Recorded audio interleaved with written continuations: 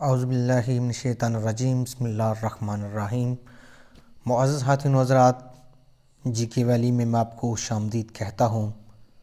آج ہم بات کریں گے امریکہ کی پہلی خاتون نائب صدر کملا ہیرس کے بارے میں۔ کملا ہیرس پہلی غیر سفید فام اور پہلی بھارتی نژاد نائب صدر ہیں۔ کملا ہیرس کی والدہ شامیلا کوپالن 1960 عیسوی میں بھارت سے ترک وطن کر کے امریکہ آئی تھی۔ یاد رہے 19 سال کی عمر میں شامیلا کوپالن نے بھارتی گورنمنٹ سے اسکالرشپ حاصل کیا تھا اور وہ پھر امریکہ آئی تھی۔ وہ چھاتی کے سرطان پر تحقیق کرنے والی ایک میڈیکل ریسرچر تھی۔ کملا کے والد ڈونلڈ ہیرس اقتصادیات کے پروفیسر تھے جو جمیکا سے ترک وطن کر کے امریکہ میں آباد ہوئے تھے۔ کملا ابھی 7 برس کی تھی کہ ان کے والدین میں علیحدگی ہو گئی تھی۔ پھر کملا اور ان کی بہن مایا کی پرورش ان کی والدہ نے کی، اور جب وہ طبی تحقیق کے لیے کینیڈا کے شہر مونٹریال منتقل ہو گئیں تو کملا اور مایا بھی ان کے ساتھ ہی مونٹریال چلی گئی تھی۔ کملا کی پیدائش کیلیفورنیا میں ہوئی تھی۔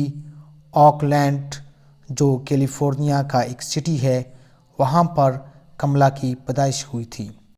کملا ہیرس نے اپنی ایک سوانح بھی لکھی ہے جس کا عنوان ہے دی ٹروتھ وی ہولڈ۔ اس کتاب میں وہ لکھتی ہیں کہ انہوں نے برکلے یونیورسٹی میں ہی امریکہ میں شہری آزادیوں کی تحریک میں حصہ لینا شروع کر دیا تھا۔ وہ لکھتی ہیں، ہماری والدہ نے ہمیں مضبوط خواتین بنایا۔ وہ کہتی تھیں کہ ادھر ادھر بیٹھی شکایتیں مت کیا کرو، کچھ کرو بھی۔ کملا ہیرس نے پہلے واشنگٹن سے سیاسیات کی تعلیم حاصل کی اور پھر سان فرانسسکو میں انہوں نے قانون کی تعلیم حاصل کی۔ انہوں نے اسٹیٹ اٹارنی کے طور پر اپنے کیریئر کا آغاز 1990 عیسوی میں کیا تھا اور جلد ہی اپنی صلاحیتوں کا لوہا بھی منوا لیا تھا۔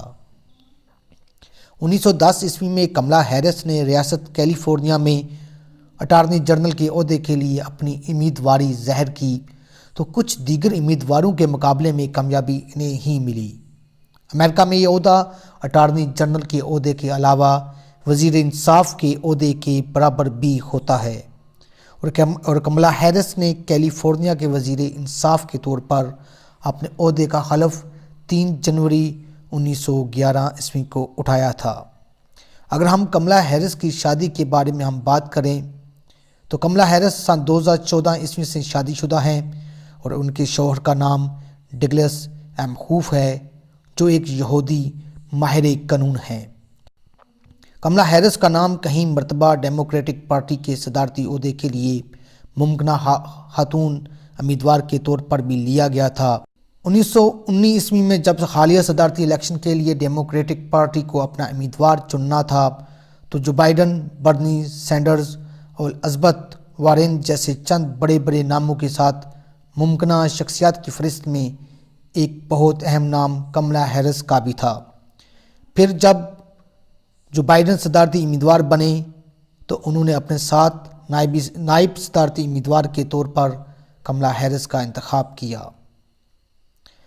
جو بائیڈن کے صدر منتخب ہونے کے ساتھ ہی کملا ہیرس کا امریکہ کی آئندہ نائب صدر بننا بھی یقینی ہو گیا ہے۔ وہ امریکہ کی پہلی خاتون نائب صدر ہوں گی، پہلی غیر سفید فام نائب صدر بھی اور پہلی بھارتی نژاد امریکی نائب صدر بھی۔ اگلے برس جنوری میں جو بائیڈن جب صدر کے طور پر اپنے عہدے کا حلف اٹھائیں گے تو ان کی عمر 78 برس ہوگی۔ آج تک امریکہ میں کوئی بھی سیاستدان ایسا نہیں گزرا جس کی ملکی صدر بنتے وقت عمر اتنی زیادہ رہی ہو۔ یہ ممکن ہے کہ جو بائیڈن اپنی عمر کی وجہ سے آخر تک اپنے 4 سالہ فرائض منصبی انجام نہ دے سکیں۔ ایسی صورت میں کملا ہیرس بغیر نئے عام انتخابات کے خود بخود امریکہ کی پہلی خاتون صدر بھی بن سکتی ہیں۔ اگر ایسا ہوا تو یہ بھی پہلی مرتبہ ہوگا کہ امریکی صدر کوئی مرد نہیں بلکہ ایک خاتون ہوگی، اور وہ خاتون کملا ہیرس ہوں گی۔ اگر ہم بھارت کے بارے میں کملا ہیرس کے نظریات پڑھیں اور انہیں ہم پرکھیں اور وہ مودی کی پالیسیوں سے اتفاق نہیں کرتی اور اس کے خلاف وہ کئی مرتبہ آواز اٹھا چکی ہیں۔ معزز خواتین و حضرات، اگر آج کی ویڈیو آپ کو پسند آئی ہو تو اسے لائک کرنا اور میرے چینل کو سبسکرائب کرنا مت بھولیں۔ وما الا البلاغ المبین۔